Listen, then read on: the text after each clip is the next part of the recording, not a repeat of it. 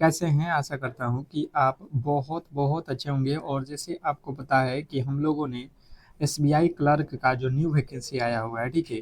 उसी का जो है तैयारी में हम लोग लगे हुए हैं जिसमें आपके 9000 प्लस वैकेंसी आ चुका है और सबसे बड़ी वैकेंसी है एसबीआई क्लर्क में, ठीक है? तो जितने भी मेरे दोस्त हैं जो अब तक जो है नहीं जानते थे, बिल्कुल आप जान जाओ, इस फॉर्म को भर दो। नहीं भरे हो तो इस महीने के 30 अगस्त तक आपके पास समय है। मुझे लगता है कि सभी लोग जितने भी मेरे दोस्त हैं वो फॉर्म को भर देंगे और एसबीआई क्लर्क का एग्ज़ाम सितंबर में होने वाला है। मतलब मात्र आपको 1 महीने का भी समय नहीं मिला है।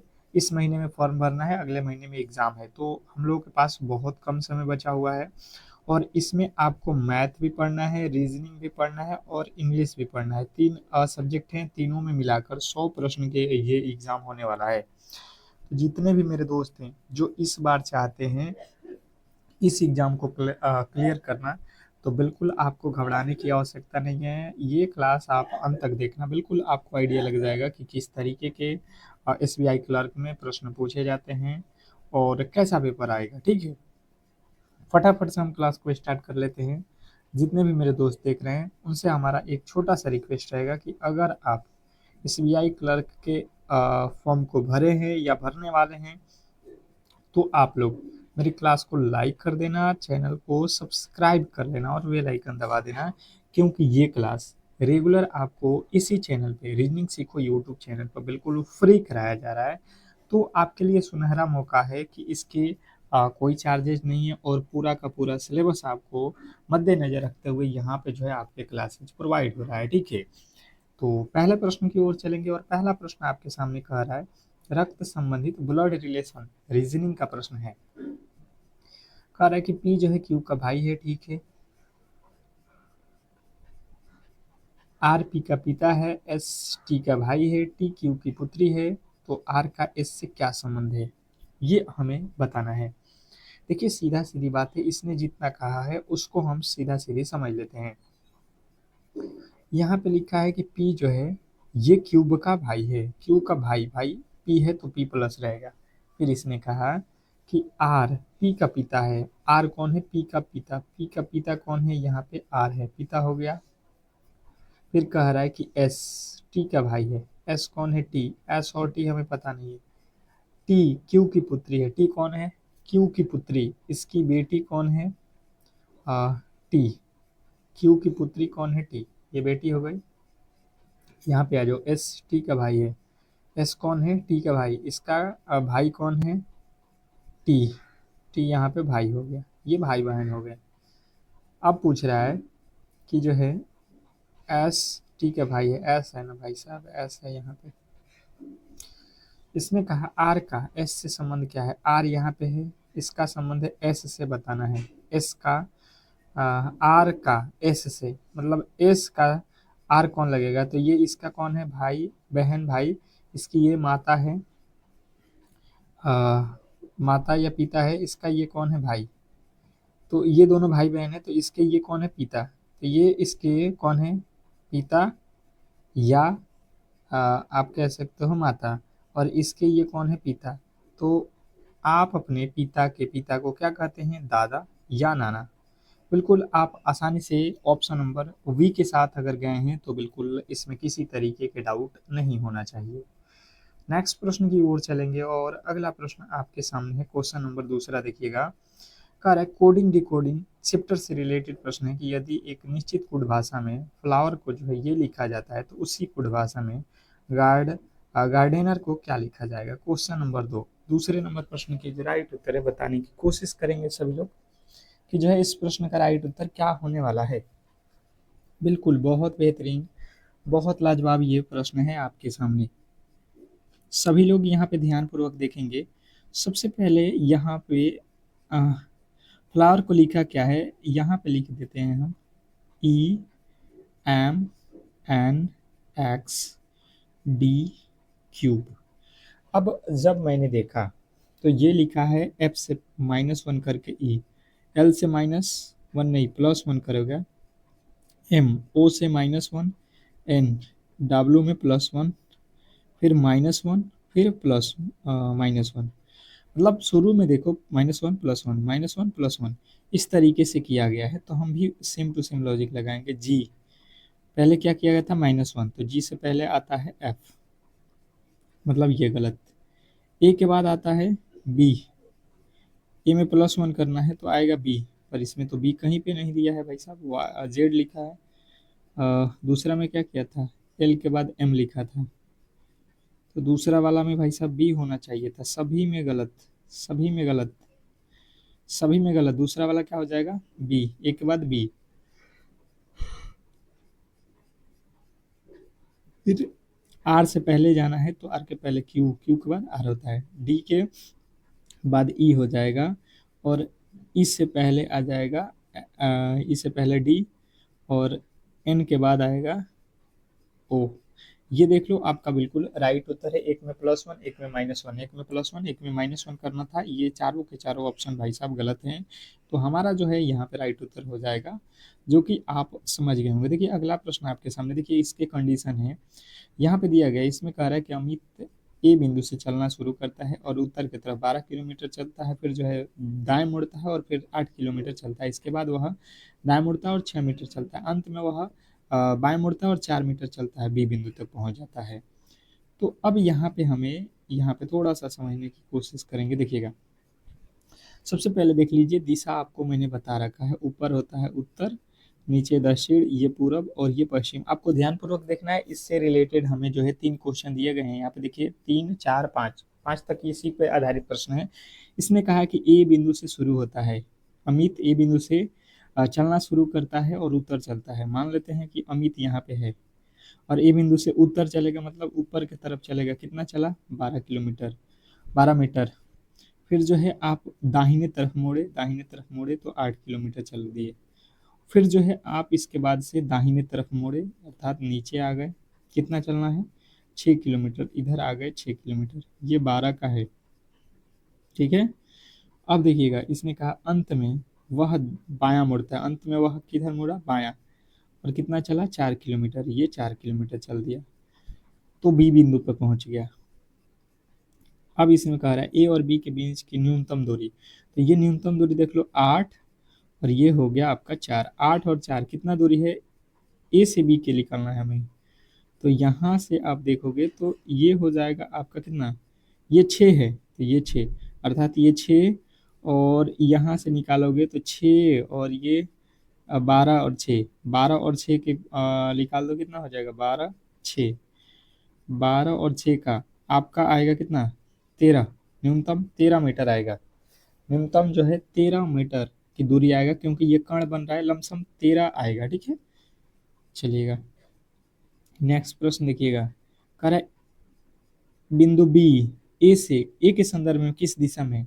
तो देखिए ए जो है यहाँ पे था, ए जो है यहाँ पे था और बी जो है यहाँ पे है, तो इसके संदर्भ में देखोगे तो ये कौन सा दिशा है, आप देख लो यहाँ से आप करोगे, ये कौन सा दिशा हो रहा है, ऊपर है उत्तर, ये है उत्तर, और ये है पूरब, उत्तर पूरब, उत्तर पूरब जो है हमारा बिल्कुल राइट उत्तर है। आपने चित्र देखा इसी तरीके से तो था सेम, तो यहाँ पे उत्तर पूरब जो है हमारा बिल्कुल राइट उत्तर था। एक फिगर से आप प्रश्नों को आसानी से समझ गए होंगे। देखिएगा अमित द्वारा तय की गई कुल दूरी कितनी है, कुल दूरी कितनी है, कुल दूरी हमें निकालना था।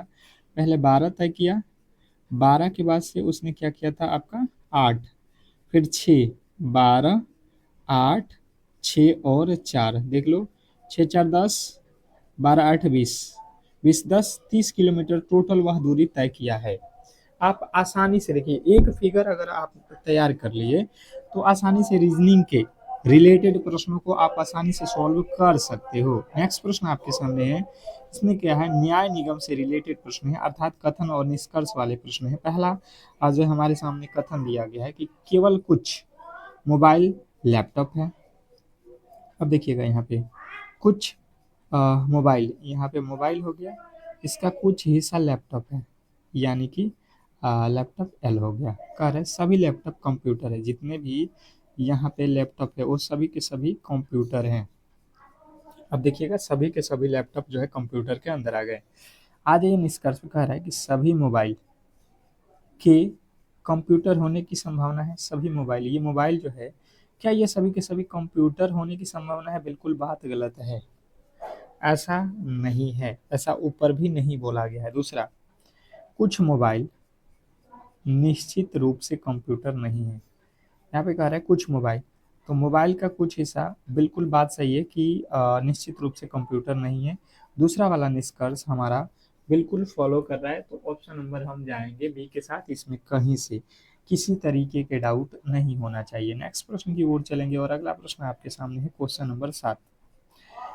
7वां नंबर प्रश्न कह रहा है यहाँ पे कि कार बस, यहाँ पे दिया गया हमसे रिलेटेड। सबसे पहले इसको कथन और निष्कर्ष वाले प्रश्नों को हमें बनाना पड़ेगा। यहाँ पे देखिए कह रहा है कि जो है कोई कार, तो यहाँ पे कार हो गया, कोई कार बस नहीं है, तो कोई भी कार यहाँ पे बस नहीं है। बस को अलग लिखो, कार को अलग लिखो, ठीक है, कोई दिक्कत नहीं है। सभी बस ट्रक है, जितने भी बस है ये सभी के सभी क्या है? ट्रक है। ये ट्रक के अंदर है, ठीक है, ट्रक के अंदर है सभी के सभी बस। बिल्कुल हमने ये चित्र बना रखा है।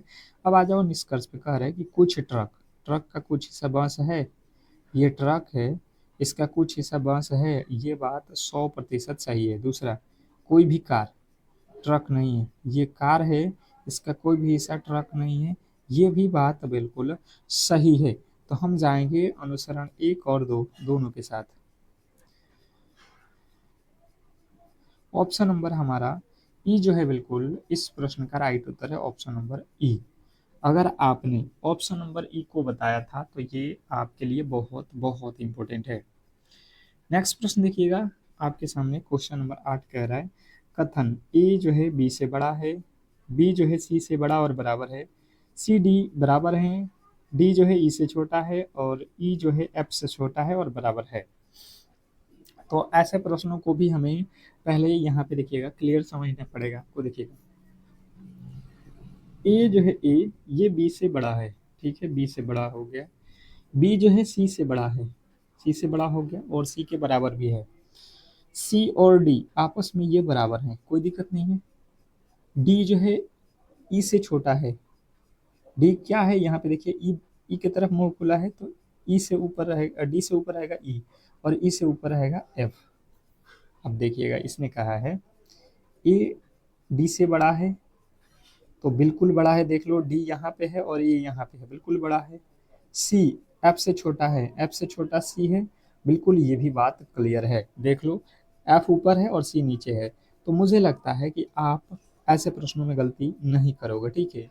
हम कहेंगे कि दोनों ही सही है, ऑप्शन नंबर ई वाले के साथ जाएंगे। ऐसे प्रश्नों को आप आसानी से कर सकते हो अगर आप जो है डेली क्लास करते हो। तो जितने भी मेरे दोस्त हैं जो इस क्लास को देख रहे हैं उनसे तो हमारा रिक्वेस्ट ही रहेगा कि आप लोग क्लास को लाइक नहीं किए तो लाइक कर लो और चैनल को सब्सक्राइब जरूर कर लो, ठीक है, क्योंकि ऐसे क्लास आपको हम डेली प्रोवाइड कर रहे हैं। अगला प्रश्न आपके सामने देखिएगा, अक्षर एवं संख्या श्रृंखला से रिलेटेड है। कह रहा है कि दी गई श्रृंखला का अध्ययन करें। ये जो श्रृंखला दिया गया है इसका अध्ययन करना है और बाएं से 10वें तत्व के दाएं चौथा तत्व कौन सा है?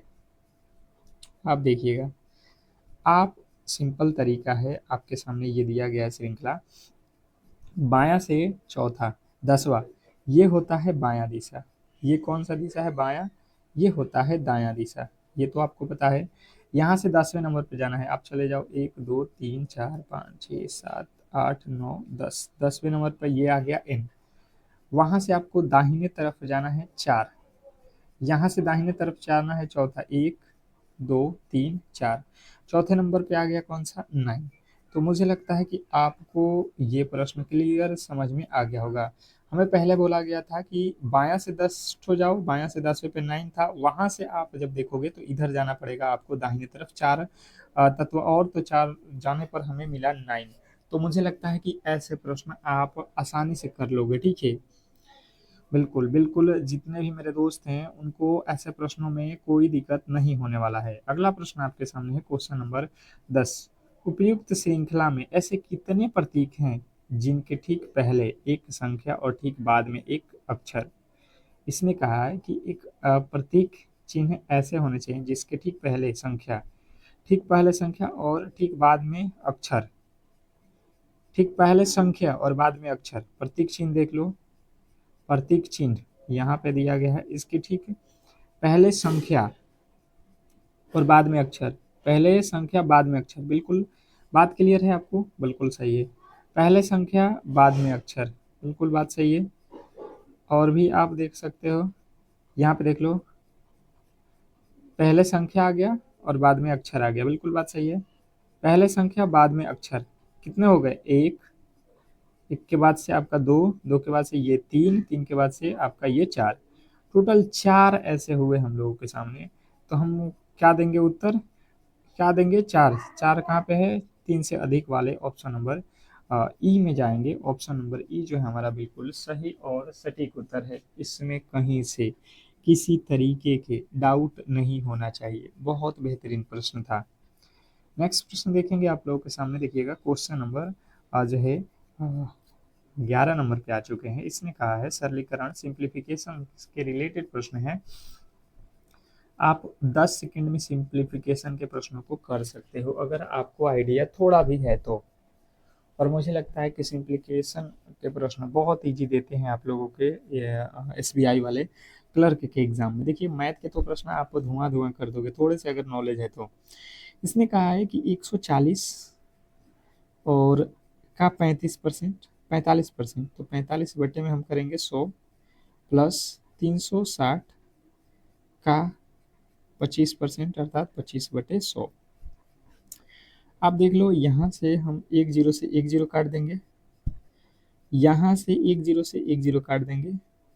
पाँच के पहाड़े में ये 5 पचे 25, पाँच के पहाड़े में दो मर्त में, दो के पहाड़े में 18 दूना 36, और ये पाँच के पहाड़े में दो मर्त में, पाँच के पहाड़े में ये नौ मर्त में, दो के पहाड़े में सात मर्त में, सात नवा 63 प्लस 18 पचे 90, ये जोड़ लो 3 9 6 15। आपका जो राइट उत्तर है 153।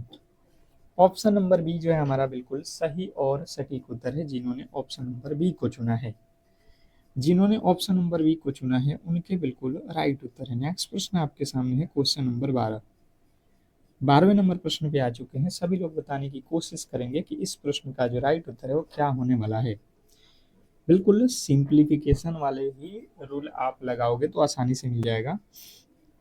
देखिए इसके वर्ग निकाल सकते हो या फॉर्मूला आपको पता है ए स्क्वायर प्लस बी, ए स्क्वायर माइनस बी स्क्वायर का, तो उससे भी बना सकते हो। पर सबसे पहले इसी को सॉल्व करना पड़ेगा, ये कोष्ट में है। तो 18 का वर्ग कर लो, ये होता है 324 माइनस 14 का वर्ग 196, घटा लो, ये 14 में से 6 जाएगा 8, 31 में से नहीं जाएगा 12, 128 में भागा कितना देना है हमें इसके आगे 16 से, प्लस का 25 करना है। तो यहाँ पे 16 छके 96, 16 सत्ते 112, 16 आठे 128 प्लस का 25, 25 8, 25 8। मुझे लगता है कि आपको क्लियर समझ में आ गया होगा कि आपको ऐसे प्रश्नों को कैसे एग्जाम हॉल में हैंडल करना है। किसी तरीके के आपको इसमें दिक्कत नहीं होने वाला है। नेक्स्ट प्रश्न आपके सामने देखिएगा क्वेश्चन नंबर 13, बहुत बहुत इंपॉर्टेंट है। इसने कहा है कि ये जो दिया गया है इसके जो है वैल्यू निकालना है। अब आप थोड़े बहुत ध्यानपूर्वक देखोगे तो आप इस प्रश्न के राइट उत्तर के साथ जा सकते हो। सबसे पहले आपको वर्गमूल निकालना आना चाहिए। जैसे 1024 है तो इसके वर्गमूल आपको निकालना है तो कितना आएगा? इसका आता है 32। आप देख सकते हो यहाँ पे यहाँ पे मैंने 3 और 3 रखा, 3 तरीका 9 हो जाएगा, 1 और 2 जीरो, एक ये हो जाएगा, 10 में से 9 जाएगा 1, ये 24 उतर जाएगा, 3 3 6। अब क्या रखें हम यहाँ पे? 3 हो गया, 2 रख देते हैं, 2 दूना का 4, 6 दूना का 12। इस तरीके से वर्गमूल आपको निकालने आता है। 32 हो गया, यानी कि इसका वैल्यू हमें पता चल गया 32। फिर प्लस है तो प्लस, इसका वैल्यू 576 किसका होता है? 576 24 का, माइनस 400 किसका होता है? 20 का। अब यहाँ से घटाओगे तो कितना हो जाएगा? आपको मिलेगा 4, तो 32 और 4 जोड़ोगे तो 36 हमारा बिल्कुल सही और सटीक उत्तर है। इसमें कहीं से किसी तरीके के डाउट नहीं होना चाहिए। आपको केवल इसमें ध्यान देना था कि वर्गमूल निकालने आपको आना चाहिए या याद होना चाहिए। अगला प्रश्न आपके सामने है, लुप्त संख्या आपको ज्ञात करना है। ठीक है, मैं फिर कह रहा हूँ कि जितने भी मेरे दोस्त हैं जिन्होंने अब तक क्लास को लाइक नहीं कर रखा है, तो प्लीज़ आप लोग क्लास को लाइक करके चैनल को सब्सक्राइब करके रखो, ताकि हर एक क्लास की जो नोटिफिकेशन है सबसे पहले आप तक पहुँचे। ठीक है, चलिएगा समझने की कोशिश करते हैं। क्वेश्चन नंबर 14 कह रहा है कि 4, 9, 19, 39, 79, तो अगला पद क्या? हमें अगला पद बताना है भाई साहब। क्या लगता है आपको? लॉजिकली आपको समझना है। 10 सेकेंड में आप ऐसे प्रश्नों को उड़ाना पड़ेगा आपको, क्योंकि 1 घंटे का ही पेपर है और आपको 100 सवाल करना है 1 घंटे में।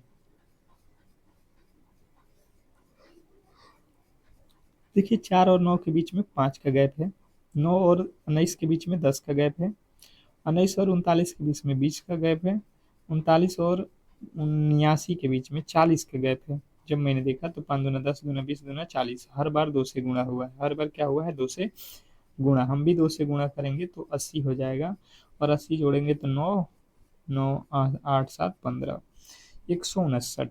159 जो है हमारा बिल्कुल सही और सटीक उत्तर है, जिन्होंने ऑप्शन नंबर बी को चुना है। अगर आपने ऑप्शन नंबर बी को ही चुना था तो ये बिल्कुल सही और सटीक उत्तर है। नेक्स्ट प्रश्न की ओर चलेंगे, और अगला प्रश्न आपके सामने है। क्वेश्चन नंबर 15 कह रहा है कि 10 के बाद से आपको 14 लिखा है, 14 के बाद से आपको यहाँ पे जो है 23, 39, 64, तो अगला पद क्या? लॉजिक पकड़ो, सबसे पहले लॉजिक देखो कि कौन से लॉजिक लगाया गया है। क्या लगता है आपको? फटाफट से आप अपने राइट उत्तर के साथ जाओ। सभी लोग, जितने भी मेरे दोस्त देख रहे हैं, फटाफट से अपने राइट उत्तर के साथ जाओ। जैसे मुझे दिखाई दिया 10 से 14 हुआ तो 4 प्लस किया गया है, 14 से जो है यहाँ पे 23 हुआ, 9 प्लस किया गया है, 23 से जो है 39 हुआ, कितना हो रहा है आपके सामने? ये हो गया 6, और ये हो गया आपका 16। इसके आगे 64 लिखा है, तो ये हो गया आपका 25। जब मैंने देखा तो पहले जोड़ा है 4, फिर 9, फिर 16, फिर 25, तो सीधा हमारे दिमाग में आइडिया ये आया,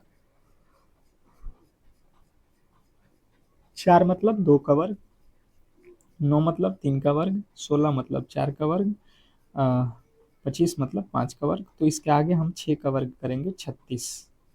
और यहाँ से जब 36 जोड़ेंगे तो 6 4 10, और ये 6 3 9 1 10। मुझे लगता है कि आपको आसानी से ये प्रश्न में 100 राइट उत्तर आ गया होगा।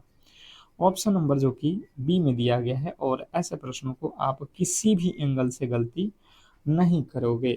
ऑप्शन नंबर बी वाले जितने भी मेरे दोस्त हैं उनके सही और सटीक उत्तर है।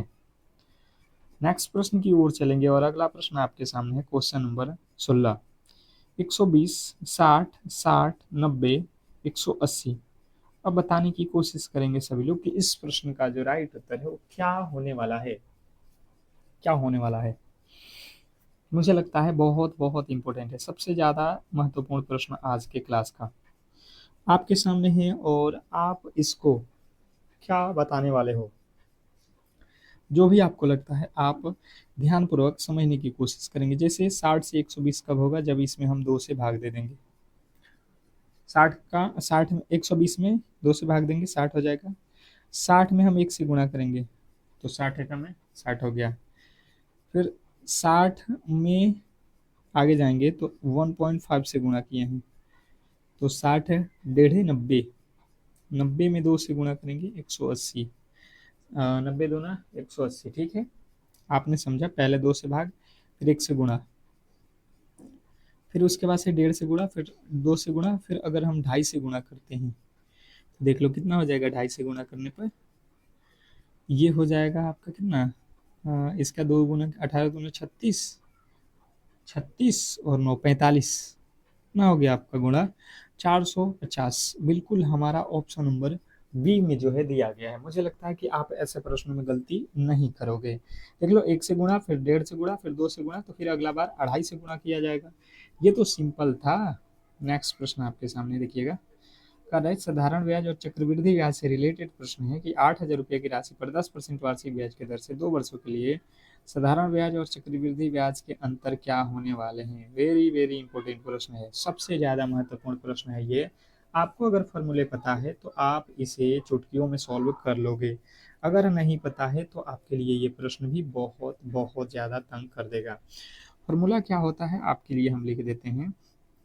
अंतर डी बराबर होता है पी गुणे आर बटे 100 गुणे आर बटे 100। ये तो होता है आपका, यही तो होता है, बिल्कुल यही होता है। अब यहाँ पे समझोगे आप सिंपल तरीके से, अगर हम समझने की कोशिश करेंगे तो हमारे पास है मूलधन 8,000 रुपया, और इसमें आर दिया है 10%, तो 10/100 गुणे आर का वैल्यू 10/100। अब देख लो यहाँ से 3 जीरो से ये 3 जीरो काट दो, 1 जीरो से ये 1 जीरो काट दो, कितना हो गया आपका 8 दहाका 80। ऑप्शन नंबर जो है हमारा सी। अगर आपका भी सी आ रहा है, अगर आपने भी ऑप्शन नंबर सी को ही चुना है, तो ये बिल्कुल सही और सटीक उत्तर है ऑप्शन नंबर सी। नेक्स्ट प्रश्न की ओर चलेंगे और अगला प्रश्न आपके सामने है क्वेश्चन नंबर 18। समय, गति और दूरी से रिलेटेड प्रश्न है कि 180 मीटर लंबी एक ट्रेन 54 किलोमीटर प्रति घंटे की गति से चल रही है, यह एक खंभे को पार करने में कितना समय लेगी? क्वेश्चन नंबर 18, 18वें नंबर प्रश्न की जो राइट उत्तर है बताने की कोशिश करेंगे सभी लोग कि क्या होने वाला है। जितने भी मेरे दोस्त हैं जो इस प्रश्न को देख रहे हैं, फटाफट से अपने राइट उत्तर बताएंगे। तो देखिए, हमें अगर खंभे को पार करना है, अर्थात ट्रेन अपनी खुद की दूरी को पार करेगी, तो समय बराबर होता है दूरी। तो दूरी हमारा ट्रेन का ही दूरी रहेगा 180 किलोमीटर, 180 मीटर, और समय जो है चाल कितना है, समय बराबर दूरी बटा चाल, 54 किलोमीटर पर आवर। देखिए यहाँ पे किलोमीटर पर आवर है, यहाँ पे केवल मीटर है, तो इसे हमें चेंज करना पड़ेगा 5/18 से। 18 तिया 54, 3 5 15, 15 के पहाड़े में 180, 12 मरते में 12 सेकंड का समय लगेगा। ऑप्शन नंबर बी जो है हमारा बिल्कुल सही और सटीक उत्तर है, इसमें कहीं से किसी तरीके के डाउट नहीं होना चाहिए। बहुत बेहतरीन, बहुत लाजवाब। नेक्स्ट प्रश्न आपके सामने है क्वेश्चन नंबर जो है 19वें नंबर प्रश्न का राइट उत्तर बताएंगे सभी लोग। ए और बी क्रमशः 20,000 और 30,000 का निवेश करके एक व्यवसाय शुरू करते हैं, वर्ष के अंत में कुल लाभ 15,000 होता है, तो ए का हिस्सा क्या होगा? क्वेश्चन नंबर 19वें नंबर प्रश्न के राइट उत्तर बताएंगे सभी लोग। जितने भी मेरे दोस्त देख रहे हैं सभी लोग इस प्रश्न के जो है राइट उत्तर के साथ यहाँ पे बताने की कोशिश करेंगे। जैसे यहाँ पे दिया क्या गया है, सबसे पहले हमें देखते हैं कि जो है हमारे पास है 20,000 रुपया, 20,000 रुपया हो गया, और एक तो है 30,000 रुपया वाला। कौन है ये है बी साहब, ये है ए वाले। इन दोनों का हम अनुपात निकाल लेते हैं। इन दोनों का अनुपात अगर निकालने की कोशिश करेंगे तो ये 4 जीरो से ये 4 जीरो कट जाएगा, मतलब ए के पास है 2 तो बी के पास है 3।